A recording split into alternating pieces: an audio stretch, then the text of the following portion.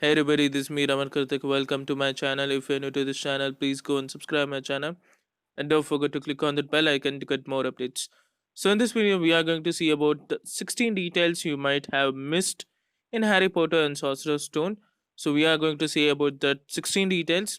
And if you haven't subscribed my channel, please go and subscribe. And I thought of putting Harry Potter series daily, so you will be getting daily one videos as soon as possible. So, before going to this hidden details, one fact that I need to say is Harry Potter Sorcerer's Stone was released in two different names in England and those areas which follows that language pattern. There is a difference between American and UK English. So in those areas, it was called as Harry Potter and the Philosopher's Stone, and in America and all, it was called as Harry Potter and the Sorcerer's Stone. So we'll use Sorcerer's Stone or Philosopher's Stone. Both mean same. Don't get confused. I may change from that to this to that. Really sorry. And comment me down below which was your favorite detail that we found. So let's go into the details first. In the Sorcerer's Stone, you can see Aunt Petunia dyeing Dudley's old clothes grey for Harry's school uniform, which was a scene in the book. So, in the book, Aunt Petunia dyes her son Dudley's old clothes grey so that Harry can wear them as his school uniform. As you can imagine, the clothes are huge on him, and this is one of the first examples of the Durleys' poor treatment of Harry. While the details never made into the film in an explicit manner, you can see Aunt Petunia dyeing the clothes in the background of this breakfast scene. And the second detail which we found is a group of students in the Slytherin colors exit the reptile house when Harry and Dursley visit to London Zoo. The Dursley reluctantly drag Harry along with them to Dudley's birthday trip to London Zoo, which is where Harry Potter first speaks parcel tongue with Snake, and Dudley gets trapped into the glass. But before this, in the scene's establishing shot, we see a group of school kids dressed in green coming out of reptile house. Given that green is the color of the house of Slytherin, and the Slytherin is synonymous with snakes, this surely can't be a coincidence. And the third hidden detail in this movie is the letters through the fireplace. This scene is actually a reference of Alfred Hitchcock's Birds.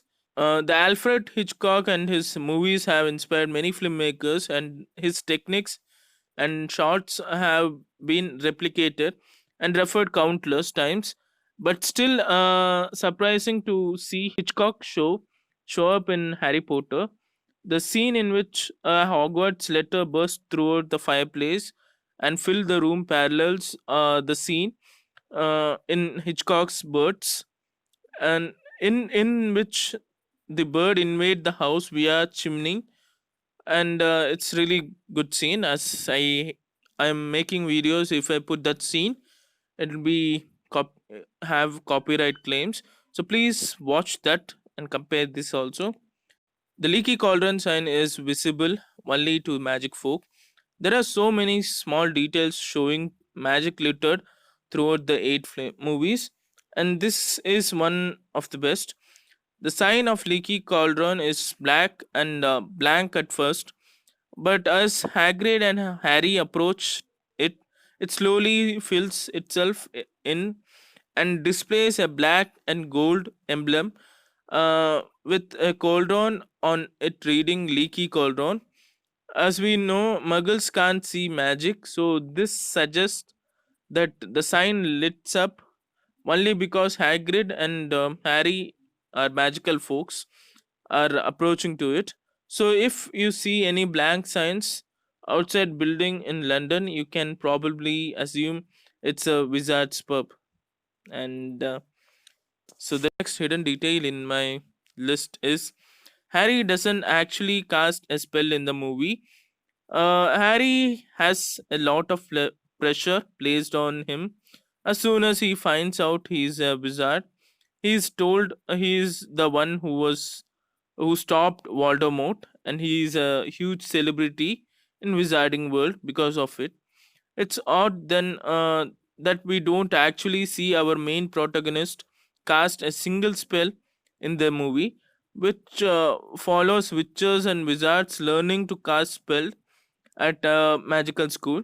We see Hermione and Ron cast spells, even Seamus and Finnegan, but not Harry. Instead, the closest we get is Harry waves the wand candidates around the Ollivander's wand shop.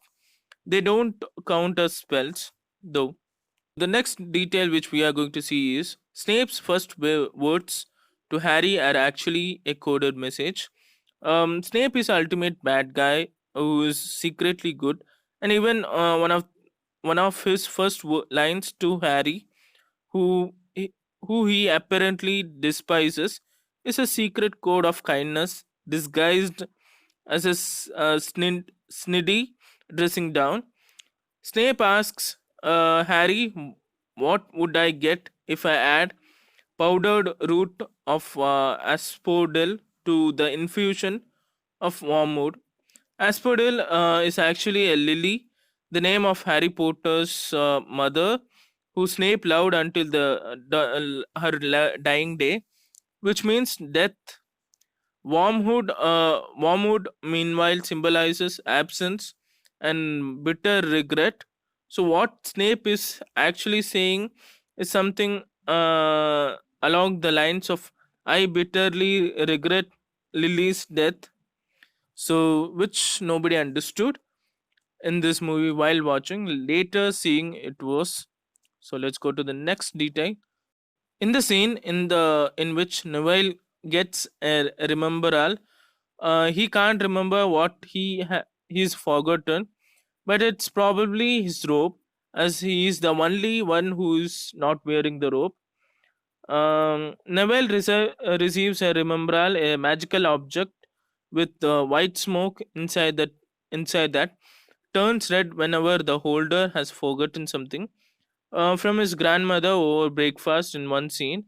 Neville notes that he can't remember what he has forgotten, but he's clearly the only one in this scene who isn't wearing his black robe. Instead, he sat at the table with just his jumper on, so we are pretty sure he forgot his coat. And the next detail that you find is you can see McGonagall's name on the Quidditch trophy right next to James Potter. So, people, Harry will be selected as a seeker of Gryffindor's team, and then only he knows that his father, James Potter, is also a seeker, which was shown by Hermione. Near the trophy, Professor McGonagall's name also is shown, and McGonagall only selects Harry as a seeker, so you know the connection why she selected. And so, guys, let's see the next detail in our list. In the same cabinet, you can see Tom Riddle's award for special services to Hogwarts right behind the Quidditch trophy. In the exact same shot, you can also see another award behind James Potter and Minerva McGonagall's Quidditch trophy. This one is an award for special service to Hogwarts School, and it belongs to Tom Riddle. Riddle falsely earned this award for framing Hagrid and his pet spider Aragog for the murder of Moaning Myrtle back when they were students. This is revealed in the Chamber of Secrets, but we later learn that Hagrid and Aragog are innocent, and it was Riddle and his basilisk who were responsible all along. And the next fact, Harry's scar burns because Quirrell has his back to him, meaning Voldemort on the back of Quirrell's head is facing him. Harry catches Professor Snape glancing at him, and at the same time, his scar burns. Initially, we think his scar is burning as a warning sign to watch out for Snape, but we later learn that Snape is the one trying to help him, while Quirrell is the real villain. In the hindsight, we can work out that in this scene, Harry's car was burning because Quirrell, instead of Snape, as they were sat next to each other. However, there is more to it than just that. Quirrell is sat with his back to Harry, so Harry can only see the back of his head, which is covered by his turban. We later learn that Voldemort is part of the back of Quirrell's head, hidden beneath said turban. So in this scene, Voldemort is actually staring right at Harry. So Julianne Howe appears as a Gryffindor student. Howe played an unnamed Gryffindor student in this movie and didn't have any lines. Howe has since gone on as successful dancer, actress, and a singer. She joined the cast of Dancing with the Stars before serving as a judge from 2014 to 17. She actually nominated for 3 Emmys for her time on the show for outstanding choreography. This random Harry Potter appearance must feel like a long time ago to her now. It was her first acting role, and she was credited as a Hogwarts schoolgirl. And the next detail, there is a portrait of Annie Boleyn, who was accused of being a witch.